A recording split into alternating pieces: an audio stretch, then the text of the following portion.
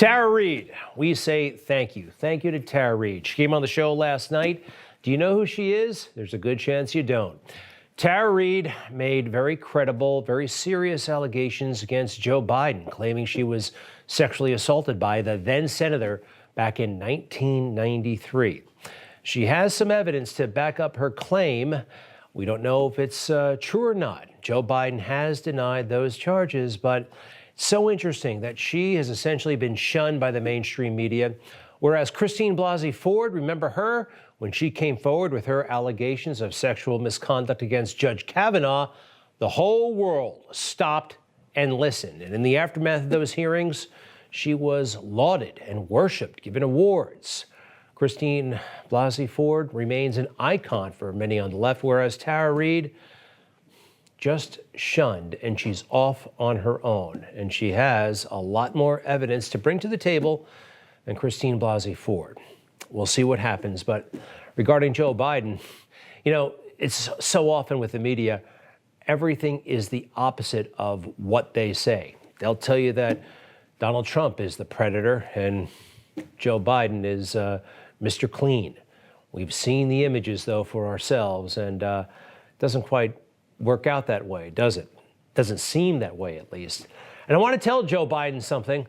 You don't have a part-time job, Mr. President. This is a real thing, and Joe is not really around too much. Do you remember moments like this? Mr. Speaker, the President of the United States.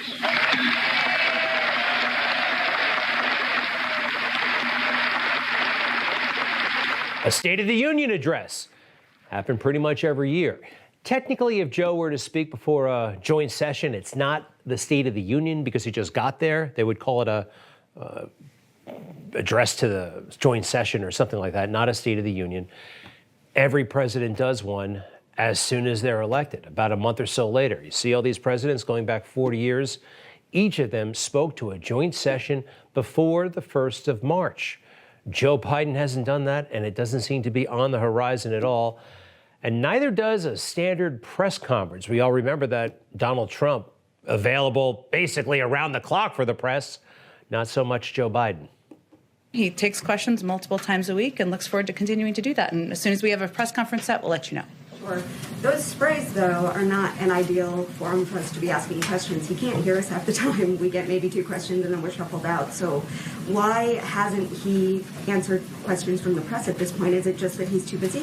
I think he's answered questions, I believe the count is almost 40 times. So, and I would say that his focus, again, is on getting recovery and relief to the American people. And he looks forward to continuing to engage with all of you and to other members of the media who aren't here today. And we'll look forward to letting you know as soon as that press conference is set. She talks to us like we're in middle school, all right? And we all know that Joe Biden is not taking questions from the press in any serious way, certainly not like Donald Trump did. Donald Trump was a unique political animal, right? And you know who resents him for that? Well, the political class. People like Karl Rove. Karl Rove, the architect behind George Bush's rise to the presidency. You know, he's been sniping at Donald Trump in big ways and small for a long time now, but it's gotten particularly intense lately.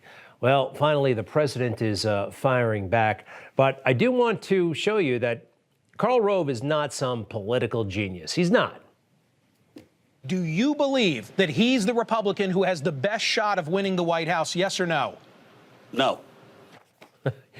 His career is full of moments like that. Anyway, he's been on Donald Trump's case lately, and Donald Trump fired back with a doozy of a statement. Look at this. Statement by Donald J. Trump, 45th President of the United States of America. These are actually better than tweets, these great big statements. On election eve, November 3rd at 10:30 p.m., Rove called to congratulate me on a great win. I said, thank you, Karl, only to watch the rigged election take its final form. Never had much of a feeling for Karl in that I disagreed with so many of the things he says. He's a pompous fool with bad advice and always has an agenda. If the Republican Party is going to be successful, they're going to have to stop dealing with the likes of Karl Rove and just let him float away or retire. Isn't it amazing? Karl Rove is all talk and no action. Next time, Karl, save your election night phone call and keep doing a great job for the Democrats. You know, I just love how he cut through all the noise and the nonsense and the BS. And there's a lot of BS about Karl Rove. Number one, his association with George W. Bush. It didn't end just by making him president. The two of these guys, along with Wolfowitz and Rumsfeld, came up with the Iraq War. Quite frankly, there has not been nearly enough accountability for that fiasco. One of the greatest mistakes in American history, global history. Invading the country to get WMD, except there were no WMD. Horrific, horrific. And quite frankly, I was there in the middle of it all, and I resent it to this day. I really do. Saw some things I didn't want to see, and I think about those things just about every single day. All right, something else to talk about. Governor Cuomo, wow, he is in big trouble, just barely hanging on. You saw the women, they're coming forward now, and one of them, her name is Charlotte, I believe, and she came out on the CBS Evening News and let the governor have it. People will watch this and say, why didn't you get up and leave?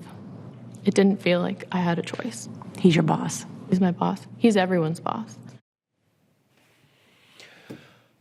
If you're smart enough to get into the governor's office, I think you're smart enough to get out of the governor's office. Still, he is the boss, an important man, and if he said, what he's alleged to have said to that young woman, it's a real problem. The governor had real problems, though, months before where there was a whiff of any of this sexual harassment stuff. The way they bungled the nursing home situation and may have had a policy that led to thousands and thousands of unnecessary deaths. We were raising the alarm bells here at Newsmax and in some other areas of the conservative media, while everybody in the left-leaning media was basically falling in love with the guy.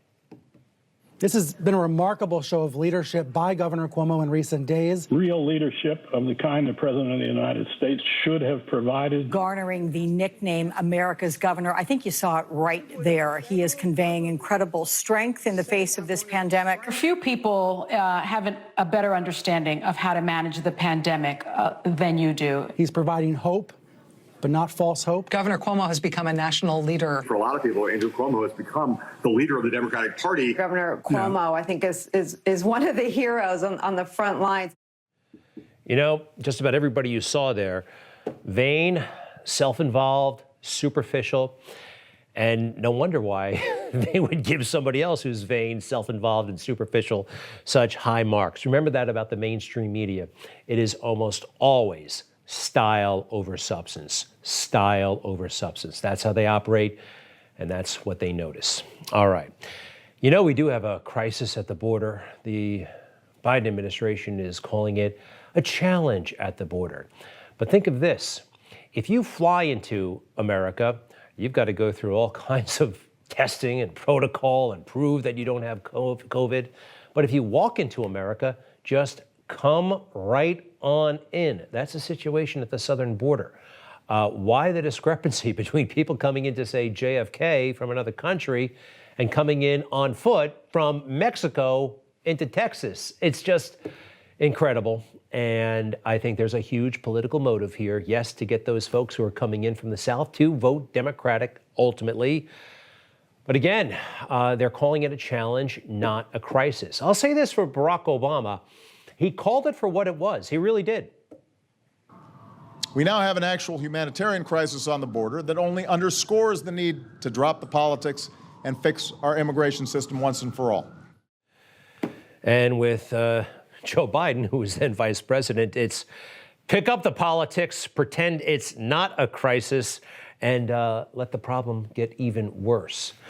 Really sad, really sad. You just watched Newsmax TV, America's fastest growing cable news channel, now in more than 70 million homes. You can get Newsmax TV on your cable system or check your cable guide. And if your system doesn't carry Newsmax, call them, tell them you want Newsmax TV, because we're real news for real people.